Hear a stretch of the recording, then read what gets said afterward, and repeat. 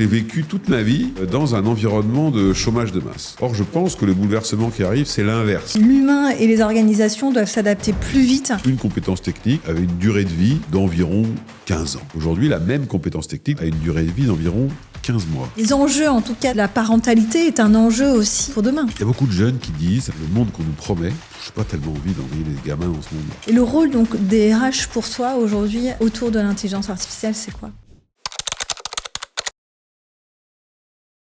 Bonjour à tous et à toutes, je suis ravie de vous recevoir pour un nouvel épisode de People Place. Moi c'est Maude, je suis ex-DRH et aujourd'hui cofondatrice du Temple RH, un centre de formation bien sûr destiné aux professionnels DRH. Aujourd'hui je reçois Benoît Serre. Salut Benoît. Bonjour. Ensemble, on va parler donc des tendances RH 2026, mais pas que. Toi, Benoît, tu as dédié toute ta carrière au RH. Tu es passé notamment dans des entreprises comme la Massif ou L'Oréal France. Et puis, tu as aussi exercé, il n'y a pas si longtemps que ça, en tant que vice-président de l'ANDRH de 2015 à 2025. Depuis, tu as rejoint donc le Boston Consulting Group en tant que partenaire et directeur HR People Strategy en 2023 et aujourd'hui, donc, tu co-présides le centre Humania, un groupe de réflexion qui regroupe plus de 600 RH aujourd'hui. Et ben, ça fait un sacré parcours professionnel. Oui. Je suis très âgé, donc forcément j'ai un parcours.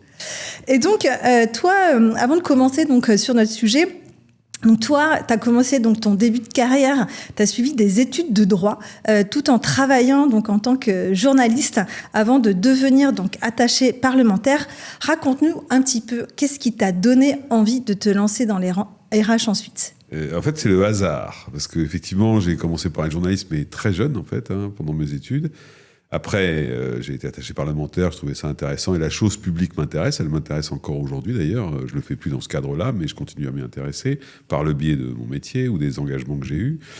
Et après avoir été attaché parlementaire, j'ai rejoint le cabinet qui s'appelait pas encore EY, qui s'appelait Ernst & Young et qui avait une petite filiale qui s'occupait de formation, etc., dans le secteur public, et local en particulier. Et c'est là où j'ai identifié qu'en réalité, il y avait très peu de formation RH pour le secteur public. Et à l'époque, c'était il y a très longtemps. Allez, dis-nous la date.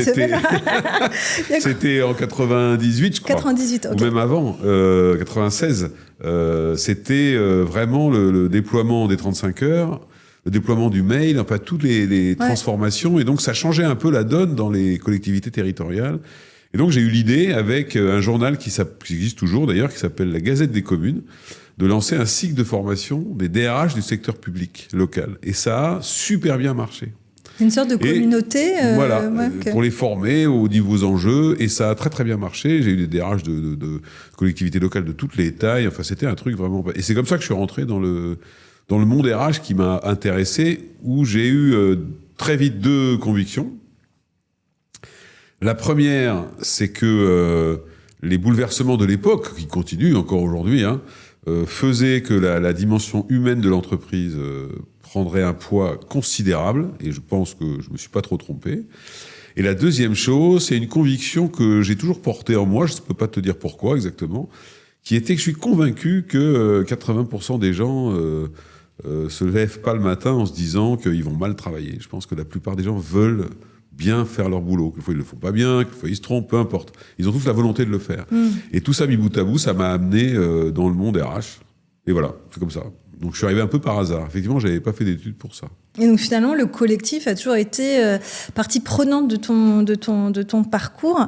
Ça a l'air d'être un fil rouge en fait. Là, tu me parles en effet un des premiers peut-être collectifs autour de la formation de RH dans les collectivités. Tu as été aussi donc vice-président, c'est ça, de la NDRH. Aujourd'hui, donc tu co-présides ce think tank Humania. Pourquoi c'est si important le collectif dans notre métier RH ? Avec le temps. Mais je me suis dit, et je suis convaincu aujourd'hui pour l'avoir exercé, ce métier de DRH dans des grandes entreprises, comme tu l'as rappelé, que c'est d'abord une fonction collective. C'est-à-dire que la fonction RH, son job, c'est s'assurer que les gens ont la capacité, les moyens, l'environnement, les compétences pour travailler ensemble. Une entreprise, c'est un ensemble collectif, en fait. Et malheureusement, j'ai observé dans le temps que quelquefois, il y avait une forme de dérive et qu'on faisait de la fonction RH une fonction qui gérait les individus les uns à côté des autres. Alors que non. La force du collectif, elle est absolument fondamentale et le collectif prime toujours sur l'individu dans l'entreprise. Ça ne veut pas dire qu'il faut faire n'importe quoi avec l'individu, mais je suis convaincu de ça. Je pense qu'on est beaucoup plus intelligent à plusieurs et qu'on a un intérêt à faire que les gens travaillent ensemble. D'ailleurs, c'est la base même du management, faire travailler des gens ensemble. Donc oui, le collectif, il est très important dans l'entreprise. De même, tu as rappelé l'engagement que j'ai eu avec l'Association nationale des DRH où j'ai œuvré comme vice-président exécutif pendant 10 ans. Parce que j'étais convaincu que cette fonction devait être mise en avant. C'est ce que j'ai essayé de faire par mes prises de parole, par mes chroniques, par tout ce que j'ai essayé de faire. Puis au bout de 10 ans, j'ai considéré que c'était bien et que j'avais envie de rejoindre un autre collectif un peu différent, qui est le Cercle Humania, qui est plutôt un collectif de réflexion, qui réunit effectivement, tu l'as rappelé, 600 DRH et dirigeants autour d'une idée très simple, qui est de dire la fonction RH, elle récupère dans l'entreprise toutes les grandes tendances sociétales, politiques, géopolitiques. Le Cercle Humania, il sert à ça, à donner aux DRH et aux dirigeants une ouverture pour les intégrer dans leur métier de tous les jours. C'est une autre forme de collectif. Et donc, toi, en 20 ans, quels sont, avant d'atterrir sur notre sujet, c'est quoi rapidement le gros bouleversement que tu as vu là ces 20 dernières années dans notre métier RH? Parce que j'imagine, à l'époque, ça devait être encore... chef du personnel, gestion du personnel. Non, je suis pas si vieux que ça quand même. Mais non, mais c'est vrai que il faut bien comprendre qu'il s'avère que la large partie de ma carrière de DRH dans les entreprises, je l'ai faite en France et à l'étranger. Donc j'ai eu la chance de pouvoir comparer les deux phénomènes. Et si je prends la France, moi j'ai vécu toute ma vie dans un environnement de chômage de masse. Autrement dit, où la relation entre le salarié et l'entreprise était déséquilibrée de ce fait même. Or, je pense que le bouleversement qui arrive, c'est l'inverse. On pourra en reparler sans doute tout à l'heure. Le deuxième élément donc finalement, dans ces 20 dernières années, il y avait beaucoup de chômage, c'est ça pour toi? Oui, il y a le chômage de masse. On est monté à presque 11%. Donc, je me souviens, tout était structuré autour de ça. La législation du travail, le modèle de management, les modèles de recrutement... Tout ça, c'était totalement traumatisé par ça, quoi. Et donc, il y a eu des décisions bonnes et mauvaises, mais peu importe. Mais en attendant, c'était un petit peu le schéma. Aujourd'hui, c'est en train de changer. La deuxième chose que j'ai vue quand même, c'est que, notamment lorsque l'entreprise a une capacité à convaincre les gens qu'ils œuvrent à quelque chose qui est plus grand qu'eux et qui est donc collectif, alors les choses se passent généralement mieux. Puis après, j'ai eu la chance, moi, d'être DRH à l'étranger. J'étais DRH en Russie pendant 6 ans, de Leroy Merlin. Et ça, c'était une expérience extraordinaire parce que là aussi, j'ai constaté qu'après tout, quand on respecte les gens, qu'on leur donne un objectif plus grand qu'eux, en quelque sorte, et quand on respecte sa parole, c'est pas une affaire de culturel. Ça marche dans tous les pays, cette chose-là, même en Russie.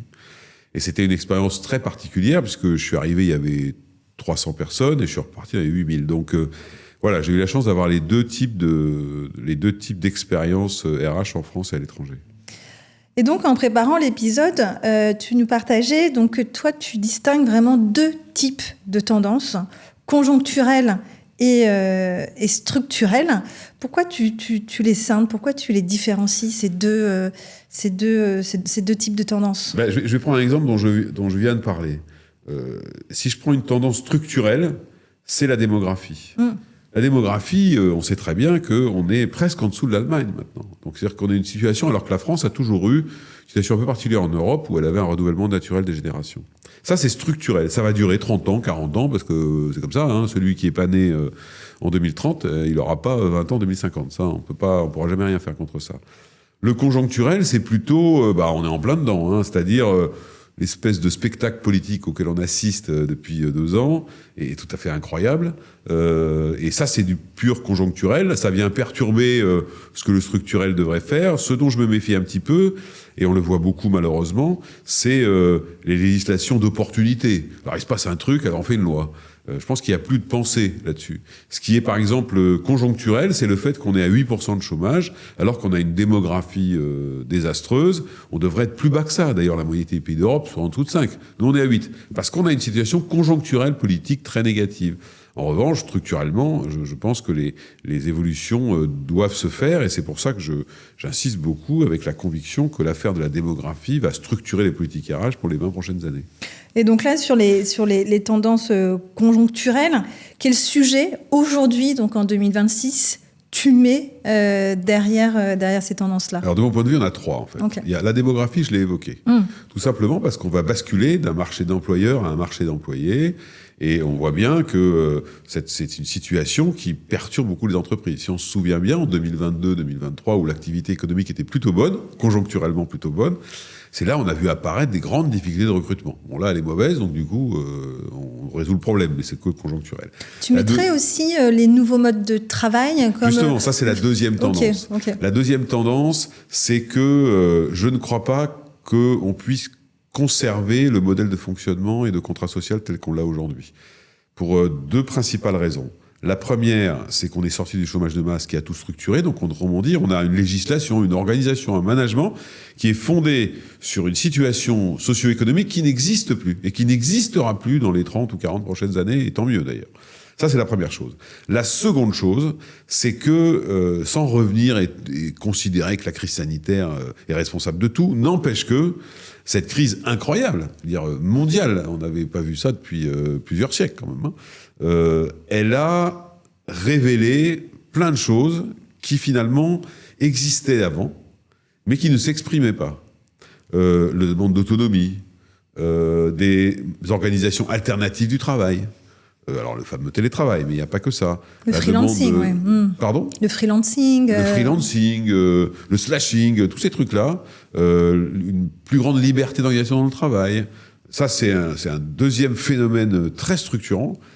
Et le troisième, qui est sans doute celui qui me préoccupe le plus à court terme, c'est l'inadéquation croissante entre nos modèles de formation initiale, professionnelle ou continue, quelquefois, avec le besoin réel des entreprises. J'ai vu d'ailleurs qu'encore récemment, le ministre de l'Éducation nationale a abandonné la réforme des lycées professionnels qu'avait engagé Carole Grandjean, qui visait à orienter et à fermer d'ailleurs certaines filières qui ne mènent à rien. Ça a été abandonné. Je trouve que c'est un manque de courage. Il faut assumer le fait qu'il y a des filières qui ne mènent plus à rien. Et c'est pas sérieux, c'est même plus que ça, d'engager des jeunes sur des filières qui ne les amèneront nulle part.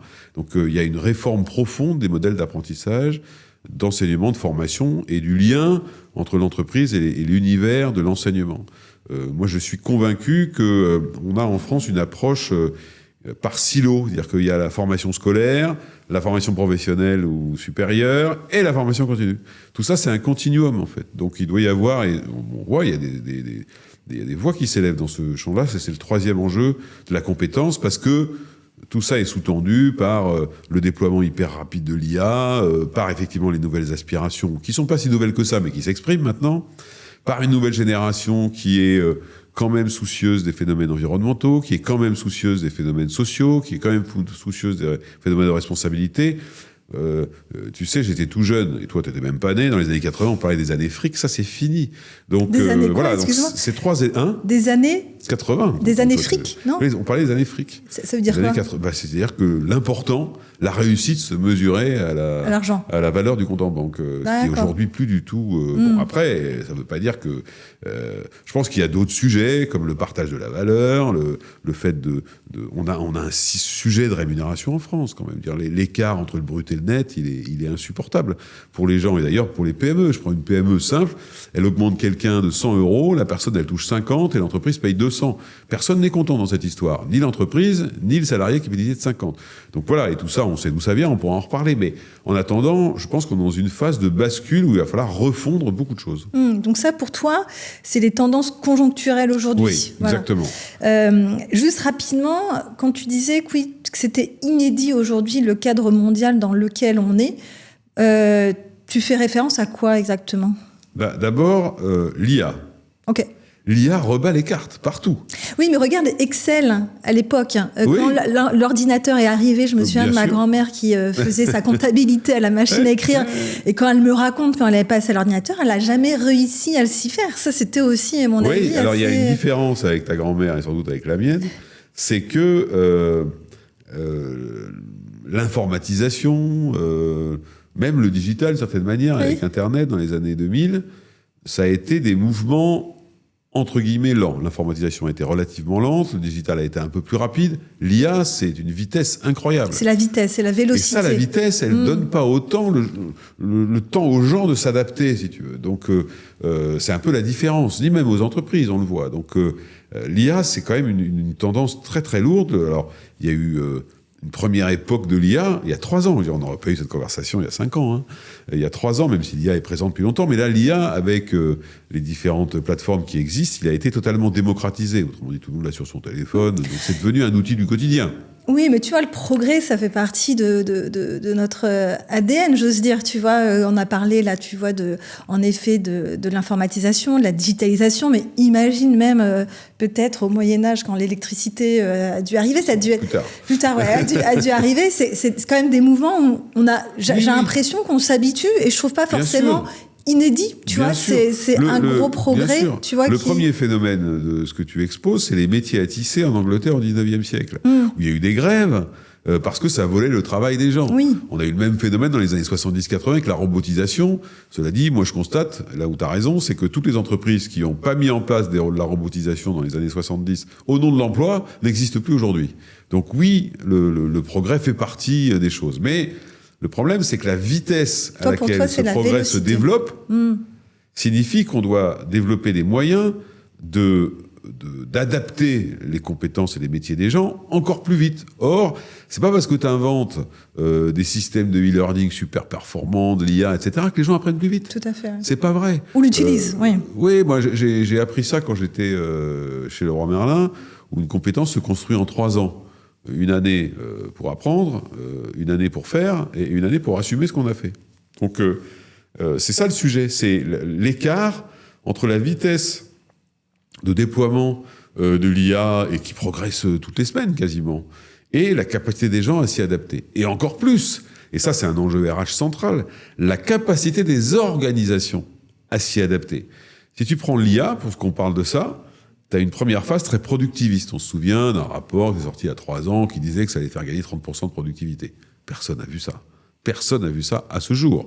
Puis il y a une deuxième phase c'est un enjeu d'organisation. Autrement dit, on commençait à se rendre compte que l'IA ne remplaçait pas un métier de bout en bout, il remplaçait des bouts de ce métier. Donc il fallait réorganiser les compétences à l'intérieur d'un métier. Et là, je pense qu'on est en train d'entrer dans une phase un peu nouvelle. J'ai d'ailleurs sorti une chronique récemment sur le sujet. On est en train d'entrer dans une approche managériale de l'IA. Autrement dit, qu'est-ce que ça change dans le rapport des gens au travail ? Il y a une question fondamentale sur l'IA. On sait qu'à la fin de l'histoire, comme tu l'as rappelé, ça va marcher, c'est-à-dire que le solde sera positif. Le problème, c'est gérer la période intermédiaire. Et la deuxième chose que l'on voit là-dessus très fortement, c'est que l'IA vient déséquilibrer ce qui fondait le management. Autrement dit, l'expertise ou l'expérience acquise. Tout ça, il faut le reconstruire et le rebâtir. Et c'est un chantier absolument passionnant dont la fonction RH est la première responsable. Donc pour toi, aujourd'hui, en temps de tendance conjoncturelle, c'est déjà... Ce que je retiens, c'est cette vélocité qui est inédite pour toi aujourd'hui. Tout est rapide. Voilà, tout est rapide. Donc, l'humain et les organisations doivent s'adapter plus vite. Et donc, in fine, les départements RH doivent aussi être plus véloces. Leur capacité à anticiper, c'est ça. Leur capacité à faire des paris de compétences, ça me paraît absolument fondamental. Sinon, on aura toujours un train de retard. Mais la pression que je semble mettre sur la fonction RH par cette anticipation... J'ai bien envie de la mettre aussi sur le monde de l'enseignement dont je parlais tout à l'heure. Oui, ce que tu racontais. Qui, lui, ne s'adapte pas. C'est horrible. Ou trop lentement. Donc, moi, quelquefois, je récupère des jeunes diplômés RH très brillants à qui on a appris des trucs dont plus personne ne se sert. Donc, il y a un vrai sujet d'adaptation. Alors, c'est vrai que le process administratif français, il est épouvantable. C'est parmi les fonctions que j'occupe. Je préside le comité stratégique d'une école de commerce qui s'appelle Excelia. Donc ça réunit, c'est l'ex-Subdeco La Rochelle en fait. Hein. Donc il y a La Rochelle, Tours, Orléans, Paris. Enfin bon. Et quand on veut changer une maquette pédagogique, pour un diplôme visé par l'État, on met entre 3 et 4 ans. Mais 3 et 4 ans à l'heure de l'IA, mais c'est le bout du monde. Et on ne sait pas ce qui est dans 4 ans, comment ça va se passer. Donc c'est tout ça. En fait, moi je pense que l'IA n'est qu'un outil Mais il vient considérablement perturber le système. Et c'est plutôt bien d'ailleurs, hein, c'est une perturbation positive. Il faudra se poser la question fondamentale un jour. S'il y a effectivement, conformément à sa promesse, fait gagner du temps, qu'est-ce qu'on fait de ce temps ? En tout cas, elle bouleverse le système et les organisations doivent s'adapter. Et donc, juste pour remettre la partie sur les tendances structurelles, donc t'en as aussi mentionné là plusieurs tout à l'heure, t'as la démographie.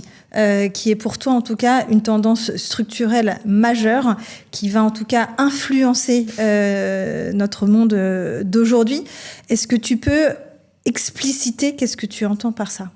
Alors, comme je disais tout à l'heure, la France a toujours eu une espèce de statut bizarre en Europe, puisque alors même que la natalité s'écroulait en Espagne, s'écroulait en Allemagne, s'écroulait en Angleterre, s'écroulait en Belgique, etc. En France, elle restait ce qu'on appelle au-delà du renouvellement naturel des générations, c'est-à-dire 2,2 enfants par femme, globalement.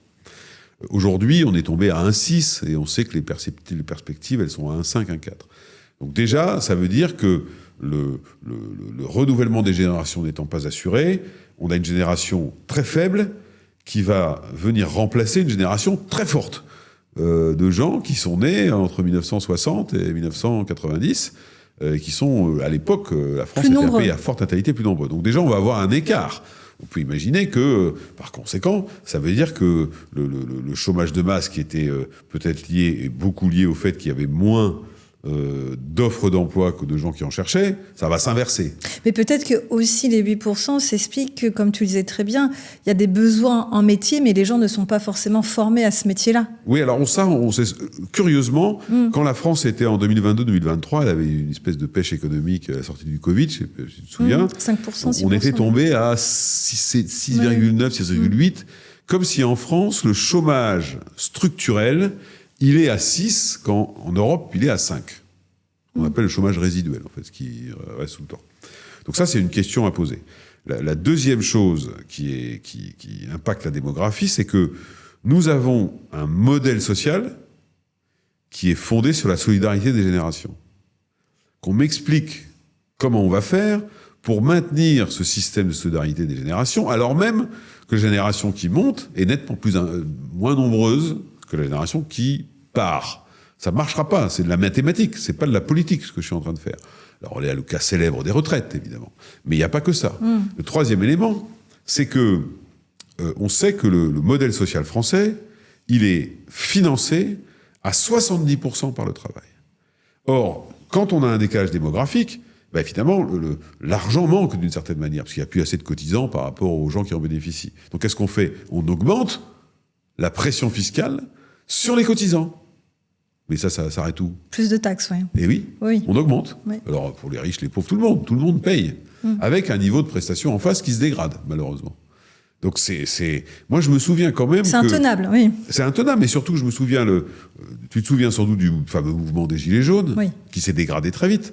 Mais le premier acte, c'était une dame qui avait fait une vidéo, qui avait dit « Qu'est-ce que vous foutez du pognon ?»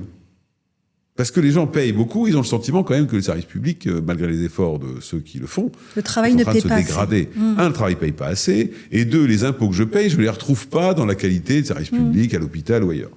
Peu importe. En attendant, ça veut dire qu'on a un sujet, au-delà de l'endettement de la France, dont chacun sait. Donc ça veut dire qu'il faut repenser le modèle social. Le repenser, c'est le repenser peut-être dans ses prestations, ça pose la question de l'État-providence, jusqu'où on va, et le repenser aussi peut-être dans son financement. Mais aujourd'hui, j'observe que certains réclament un financement par le capital, mais ne baissent pas le financement par le travail. Donc ça ne marche pas, parce qu'on paye deux fois en fait. Donc c'est ça qui est donc la démographie, elle va jouer là-dessus aussi. Et puis enfin, la démographie, elle va jouer sur les modèles RH des entreprises. Tout simplement parce que comme il y aura de moins en moins de candidats, les politiques de recrutement vont être différentes. Parce que... Mais tu penses qu'il y aura moins de candidats, puisqu'après on a aussi des talents à l'extérieur qu'on va pouvoir aussi aller chercher en France. Alors ça, c'était mon quatrième point. Mais il y aura moins de candidats, puisque si on a 5% de chômeurs, on l'a vu, hein, quand ça baisse très fortement, on trouve pas les bonnes compétences. Et en plus, il y a une espèce de paquet de 5 à 600 000 personnes qui restent au chômage parce qu'ils ont des compétences déconnectées, décalées de ce que cherchent les entreprises. Donc cela, il faut savoir s'en occuper beaucoup plus fortement. Donc ça va changer les politiques RH là-dessus. Ça va changer les politiques sur les politiques de rémunération. Parce que s'il y a une plus forte concurrence à l'emploi de la part des candidats, ça va faire monter les rémunérations. C'est normal. Donc ça, les entreprises ne sont pas habituées à ce truc-là quand même. Il va y avoir la question du partage de la valeur.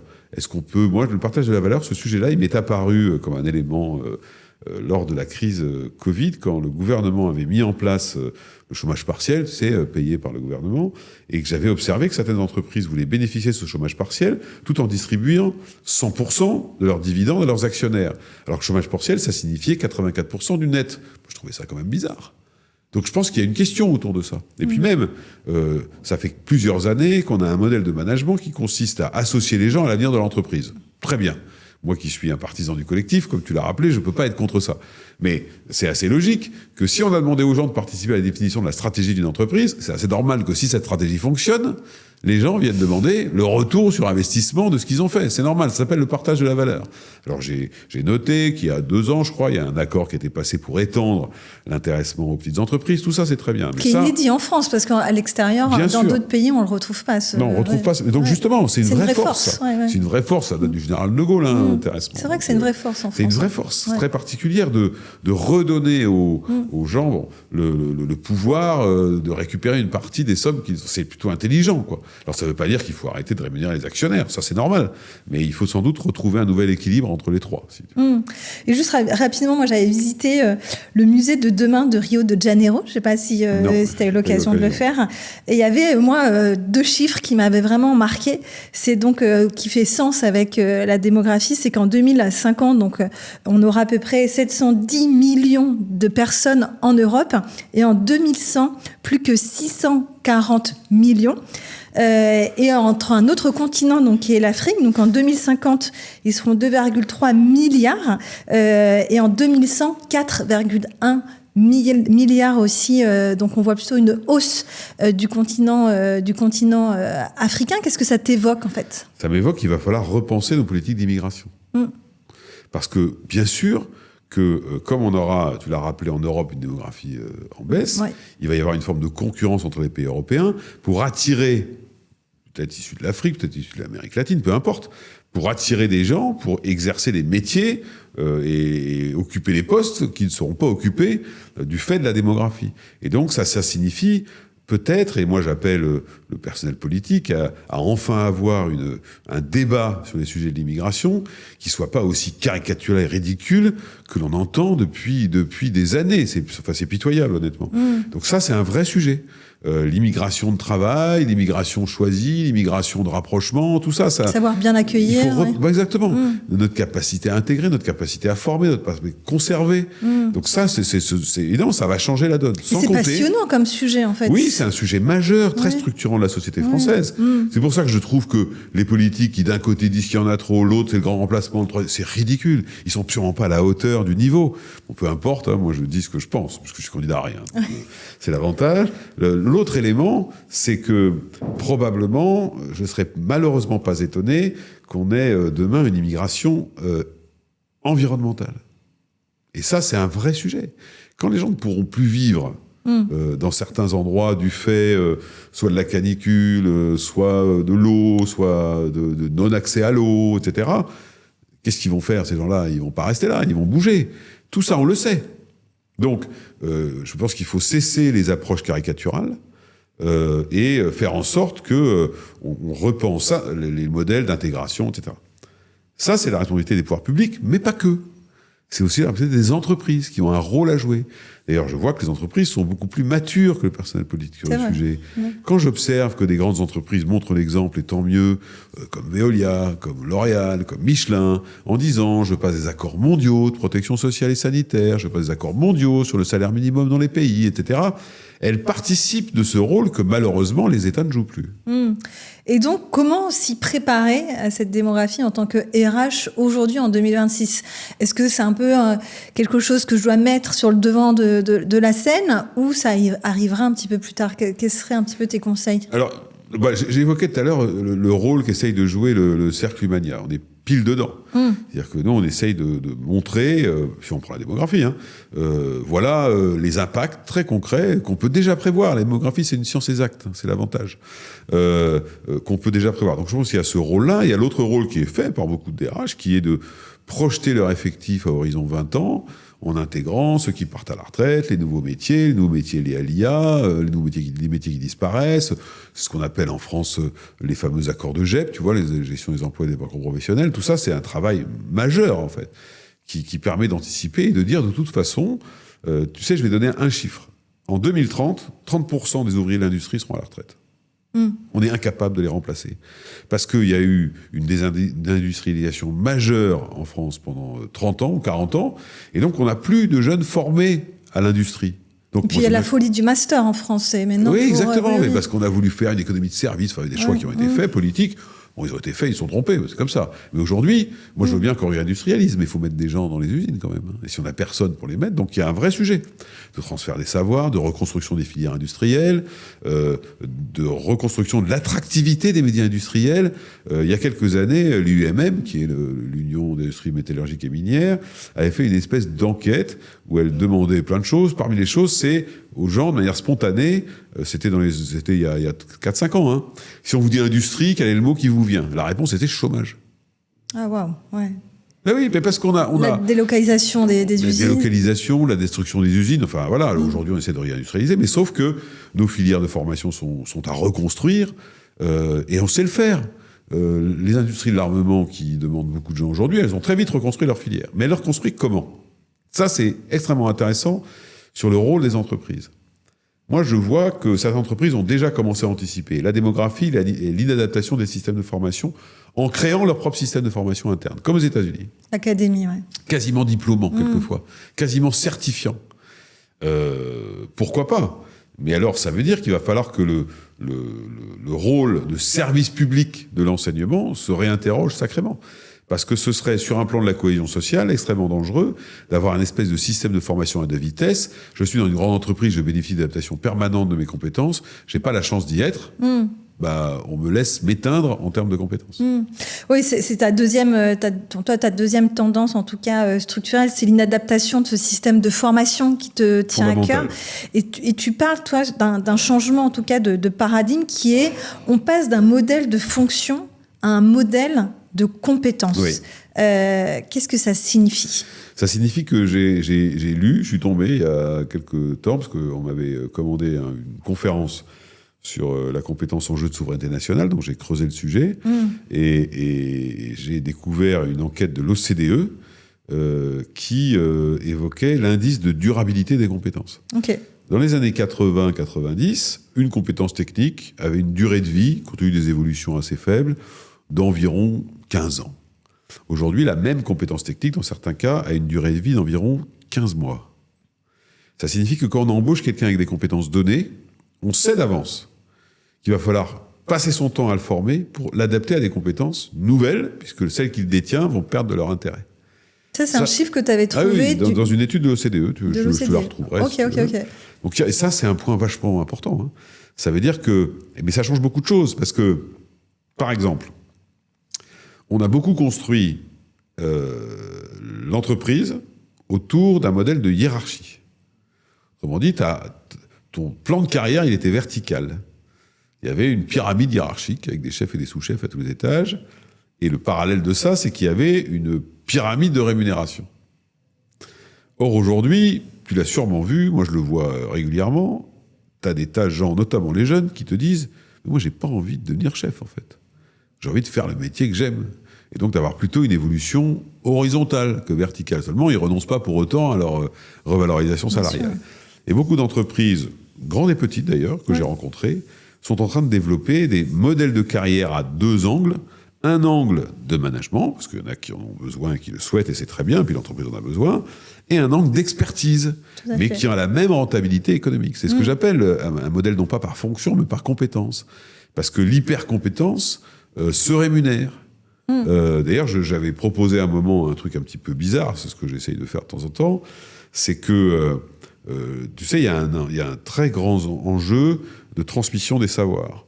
Or, grâce à l'IA, il y a des entreprises qui commencent à développer des systèmes où ils interrogent quelqu'un et l'IA en sort les compétences qu'il détient. Transmission des seniors, si tu veux. Ça prouve bien que quelqu'un qui est dans l'entreprise depuis longtemps, qui exerce un métier depuis longtemps, il a une valeur, il a un capital de connaissances. Et ce capital de connaissances, il a une valeur qui se paye et qui se transmet. Donc c'est ça qu'il faudrait, parce que ça, on va en avoir besoin. J'évoquais les chiffres de l'industrie tout à l'heure, c'est un sujet majeur de la transmission des savoirs. Ce qu'on appelle, moi je me souviens, quand j'étais chez Leroy Merlin, le directeur général de l'époque avait une formule très juste, il disait qu'il fallait développer le beau geste. Le beau geste, il ne s'apprend pas dans un livre. Il s'apprend quand on le pratique. On le pratique, oui, tout à fait. Et tu disais dans un article, les compétences pour toi, en tout cas, constituent un enjeu de souveraineté nationale. Oui. Et européenne. Et européenne, Oui. Parce qu'en effet, comme tu le disais à l'instant, 30% par exemple des ouvriers, on n'arrivera pas à les remplacer. Non, parce que si je les trouve, par contre, je suis une entreprise industrielle, je trouve ces ouvriers, ces compétences dans un autre pays, je vais aller dans un autre pays. Et donc je perds la France en l'occurrence. Et tu perds la compétence. Et tu perds la compétence, et tu perds le métier, tu perds la recette. C'est quand même beaucoup de choses. C'est pour ça que c'est un enjeu de souveraineté nationale. Mais de même, le fait que ce soit aussi un enjeu de souveraineté nationale dans la mesure où la France, comme une bonne partie de l'Europe, a un modèle social coûteux, très protecteur et coûteux. Bon. Si on veut jouer dans la cour des grands en termes de concurrence internationale, on sait que ce coût-là, il peut être rédhibitoire pour certains investisseurs, qu'ils soient japonais, américains, ou ce que tu veux. Pour des raisons de coût, simplement, en disant je produirai moins cher dans un autre pays qu'en France. On l'a vu sur les plateformes téléphoniques, on l'a vu sur plein de choses. Donc qu'est-ce qu'on fait à ce moment-là? J'observe que certains disent il faut baisser le modèle social. Je ne suis pas sûr que ce soit très intelligent. C'est-à-dire qu'on va dégrader encore plus le modèle social. Ça veut dire qu'on est condamné à l'excellence. Parce que, en revanche, lorsqu'un investisseur choisit un endroit où s'installer, il regarde deux choses. Il regarde est-ce que j'ai des gens pour faire le métier et est-ce que j'ai les meilleurs pour faire ce métier. Eh bien, la France, comme l'Europe, devrait se concentrer sur avoir les meilleurs. Avoir les meilleurs. Ce que l'Inde a très bien fait sur l'informatique. Avoir les meilleurs. Et ça signifie que la compétence est un jeu de souveraineté. Parce que si on y arrive, alors on aura répondu à notre coût plus élevé du travail par la qualité plus élevée des compétences détenues par nos collaborateurs. Et donc, en tant que RH, pour toi, comment on va moderniser donc, cette nouvelle approche, en tout cas de la formation et donc des compétences? Déjà, il faut multiplier, comme ça existe déjà un peu, les partenariats publics-privés. Il faut que l'entreprise entre dans l'école et que l'école entre dans l'entreprise. C'est-à-dire ? Il faut que les deux se parlent. Il faut que les deux participent, ça existe quelquefois déjà, participent à l'établissement des programmes. Okay. Que le monde académique comprenne que 3 ans ou 4 ans pour changer de maquette pédagogique, c'est beaucoup trop long. Que c'est pas le temps de l'entreprise. Et l'entreprise doit elle-même comprendre que on ne doit pas changer tous les 4 matins non plus, sinon on ne crée pas de compétences solides, on crée des espèces de bouts de connaissances qui sont pas très efficaces. Donc ça, c'est la première chose. La seconde chose, j'observe avec une forme d'inquiétude que le gouvernement est en train de remettre en cause fortement l'apprentissage et l'alternance, qui sont quand même les outils les plus efficaces pour permettre à des jeunes, notamment, d'acquérir des compétences dans l'entreprise et à l'entreprise d'apporter ou de trouver des jeunes. Alors, je comprends pas pourquoi, c'est un outil extraordinaire. Alors on me dit... Se lancer en plus dans le monde professionnel. Oui. Le taux de transformation en CDI est considérable. D'ailleurs, les aides qui ont été mises en place par le gouvernement, enfin ce même gouvernement il y a quelques années, a beaucoup développé l'alternance et l'apprentissage. On est passé de 300 à 900 000. C'est un vrai succès. Ouais. Et surtout, notamment, les PME, TPE ont pu accéder et ont découvert l'intérêt de tout ça. Donc ça... Je ne comprends pas comment on ose toucher à ce truc-là. D'abord, c'est une efficacité remarquable. Et honnêtement, c'est pas 12 milliards de dépenses, c'est 12 milliards d'investissements. Parce que ça signifie que ce sont des jeunes qui sont embauchés, qui vont payer des cotisations sociales, qui vont se former, qui vont être efficaces, qui vont évoluer. C'est un pari sur l'avenir. Qui vont consommer, qui vont se loger, qui vont peut-être avoir des enfants pour résoudre notre problème de démographie. Je ne comprends pas, c'est un outil. Et d'ailleurs, je trouve que la loi sur la modernisation de la formation professionnelle, ou la loi sur l'avenir de la formation, je crois, en 2018, a permis la création de centres de formation d'apprentis internes aux entreprises. C'est une très bonne idée. J'observe avec un peu de stupeur que les seuls qui n'ont pas accès à ces centres de formation d'apprentis qui permettent de renouveler les compétences de tout le monde, de les adapter très vite, ce sont les propres salariés de l'entreprise qui a créé son CFA.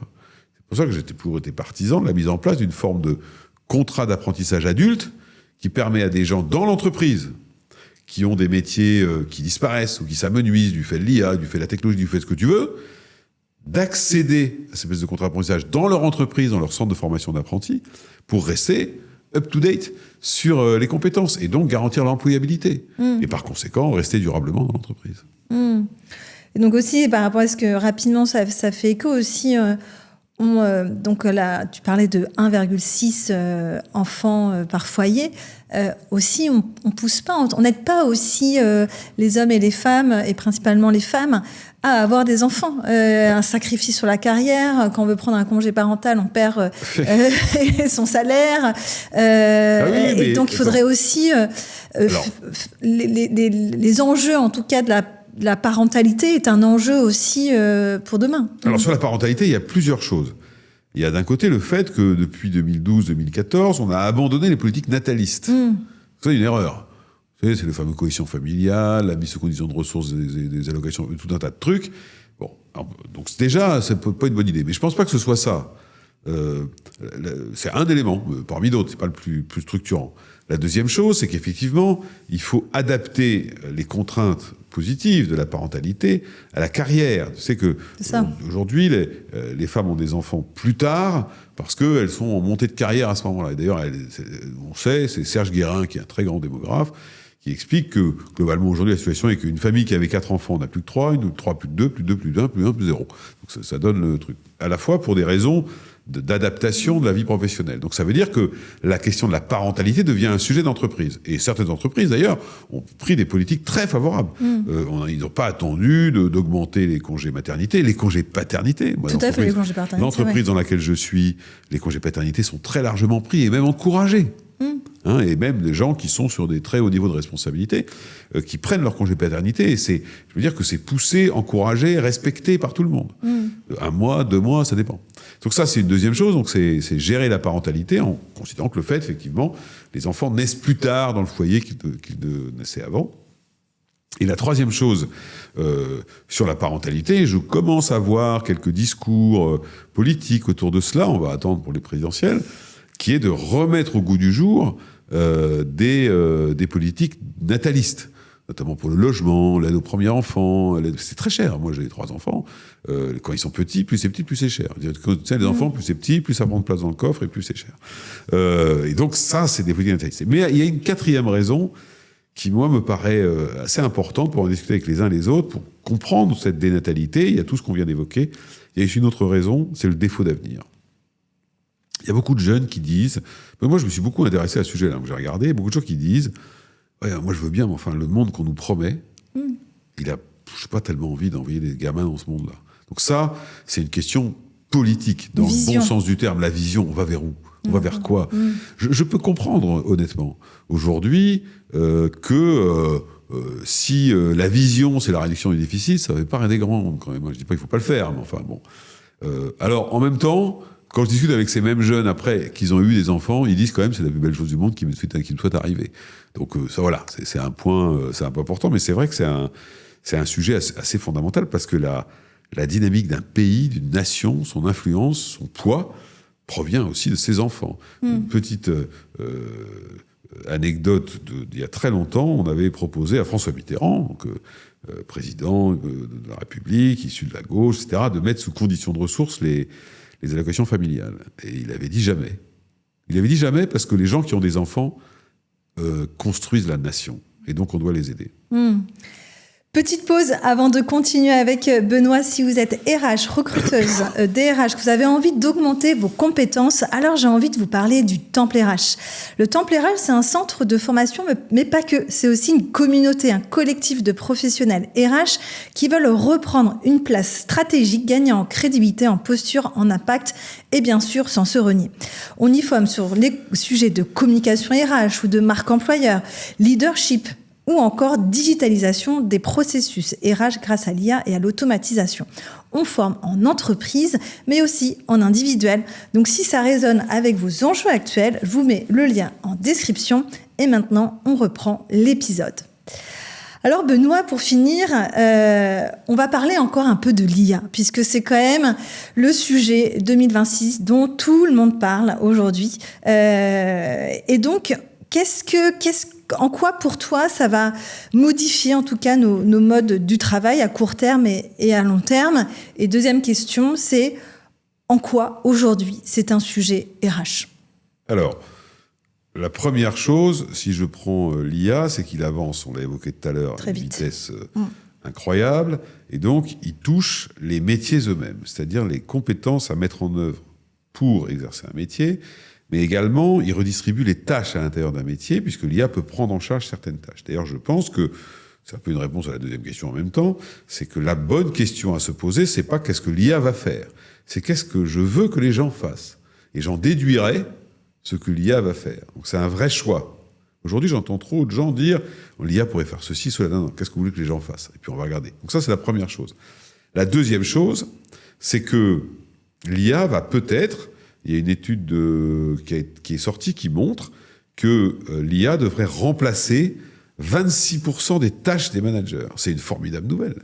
Ça veut dire qu'on va pouvoir redonner 26% de leur temps aux managers pour manager, pour s'occuper des gens. Parce que je pense que plus l'IA progresse, plus la dimension humaine prend du poids.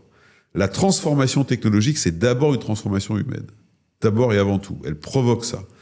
Si je prends un exemple qui est celui du management, il faut, notamment de proximité, il faut recréer une nouvelle légitimité au manager de proximité. Pendant longtemps, on a nommé un manager de proximité parce qu'il était le meilleur dans sa partie. C'est la nomination sur l'expertise ou l'expérience. Aujourd'hui, là, en face de lui ou dans ses collaborateurs plus jeunes, des gens qui, grâce à l'IA, savent plein de choses, et donc il a le sentiment que son autorité est remise en cause. Donc il faut lui redonner de la légitimité par notamment le pouvoir de manager et pas uniquement le pouvoir de reporting ou de contrôler. Ça, c'est un point important. Ça a déjà été vécu, cette histoire-là. Notamment avec le déploiement de l'appli. Moi, à l'époque, j'étais chez Leroy Merlin. Et il y avait des vieux vendeurs qui étaient tout perturbés parce que pendant longtemps, leur autorité vis-à-vis de l'acheteur, c'était leur savoir technique du métier, du prix, du machin, du truc. Et ils voyaient arriver des gens qui avaient déjà tout checké sur Internet. Et donc, autrement dit, la connaissance de l'acheteur et la connaissance du vendeur étaient à peu près équivalentes. Donc, ils se sentaient... alors qu'au contraire, leur job, c'était réassurer la relation client, que d'ailleurs cette entreprise, en l'occurrence, a changé un peu la nature des vendeurs en confirmant leur maîtrise technique et en poussant leur maîtrise relationnelle. L'IA, c'est pareil. C'est juste un changement. Donc c'est pour ça que c'est très humain. Parce que il ne faudrait pas que l'IA, quelquefois, fait peur aux gens. De deux manières. D'une part, en disant ça va détruire des emplois. C'est sans doute vrai sur la période intermédiaire, avant que ça s'installe vraiment. Que toutes les ruptures technologiques dans l'histoire ont commencé par en détruire, puis finalement, le solde à la fin de l'histoire, elle est positif. Mais le problème, c'est la période intermédiaire. Donc ça, c'est la gestion conjoncturelle des RH, sociale. Comment je fais pour laisser personne sur le bord du chemin? Vincent Le Cerf, le DRH de Orange, il assume complètement que l'une de ses politiques en matière d'IA, c'est de ne laisser personne au bord du chemin. Donc ça, c'est la période conjoncturelle. La phase structurelle, c'est la redéfinition des métiers pour faire de l'IA un outil au service des métiers et des gens qui l'exercent. Et après, se posera la question du temps. Parce que l'IA va faire gagner du temps. On le sait à la fin de l'histoire. Comment on le remplace? Est-ce qu'on réduit le nombre de gens? Est-ce qu'on donne plus de temps aux gens? Autrement dit, est-ce que l'IA n'est pas un des modèles de réponse à une plus grande flexibilité dans l'organisation du travail, à une plus grande autonomie? C'est pour ça d'ailleurs que je trouve que les débats politiques aujourd'hui, pour savoir si on fait 35, 24, 38, 32, sont totalement ringards. Il faut repenser le travail différemment. Je vais prendre un autre exemple concret qui parlera à tes auditeurs. C'est le fameux télétravail. Au début, on a installé le télétravail, tu te rappelles, avec le Covid, tout ça, par semaine. Puis on s'est rendu compte que ça marchait pas, parce que des gens le faisaient toutes les semaines, ils voulaient pas, il fallait pas créer une injonction au télétravail.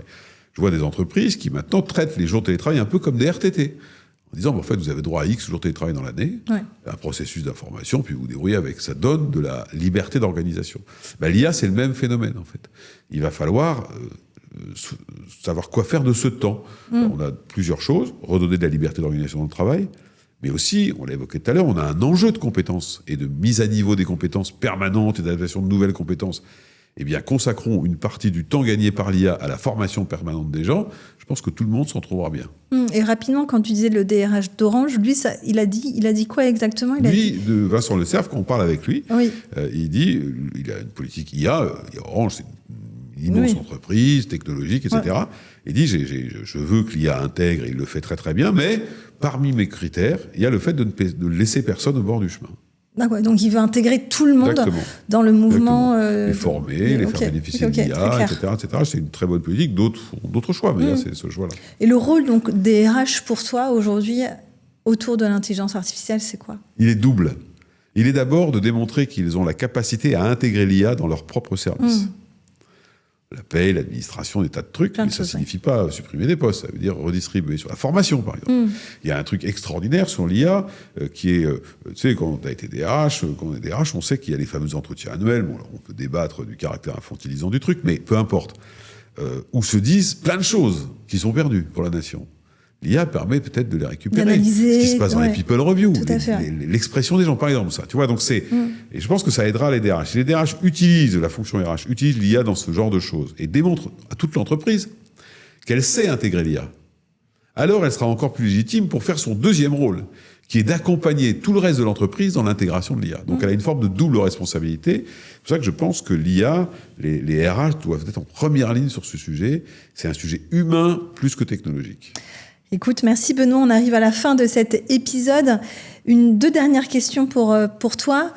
Quel est le mot que tu as envie de partager aux nouvelles générations d'aujourd'hui, de demain, RH, sur notre métier? C'est ensemble qu'on y arrivera. J'adore. Et pour toi, qui recommanderais-tu à passer sur le podcast People Place? Plein de monde. Vincent Le Cerf, que j'ai cité tout à l'heure, il est très intéressant. Il est absolument passionnant sur Orange. Bon, il y en a plein d'autres qui sont passionnants. Bon, c'est gentil. Merci, Benoît, d'être passé. Merci à toi, avec plaisir.